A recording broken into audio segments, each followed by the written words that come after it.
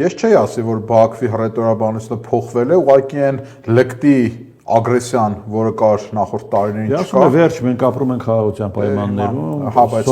մենք լսում ենք Ալիևի առևտրային հարաբերություններ ենք հաստատում։ Չէ, բայց նաև մենք լսում ենք Ալիևի եւ նրա արբանյակների այլ ելույթները եւ տեսնում ենք, որ իրենց պետական կառույցները լիովին պաշտոնապես ֆինանսավորելով իրենց պետական բյուջեից արևմտյան Ադրբեջանը նման թեզեր են առաջ տանում։ Չէ, ու մի քիչ ուղղակի այդ լկտիությունը պակասել է ընդհանրապես սա, ես չէի ուզենա, որ մենք հեռուն գնացող հետևություններ անենք, պատճառը պարզ է։ Հետևություն չենք անում, համեմատում ենք այդ ձեր ասացի ընտրություններ Հայաստանի Հանրապետությունում։ Հիմա ինչքան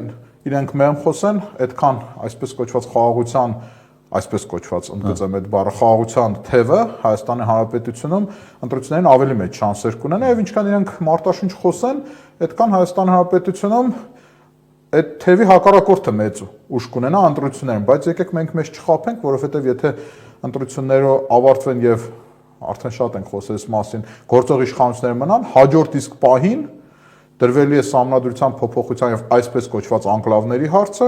իսկ եթե գործող իշխանությունները չմնան եւ ենթադրյալ ընդդիմությունը գա, քանի որ կամ վիճակ է, ապա այդ դեպքում նոր իրականություն կունենանք, որովհետեւ մենք ստիպված պետք է լինենք անչափ լկտիացած եւ իր ուժի վրա վստահ Ալիևի հետ փորձել հավասարակշռել հարաբերությունները։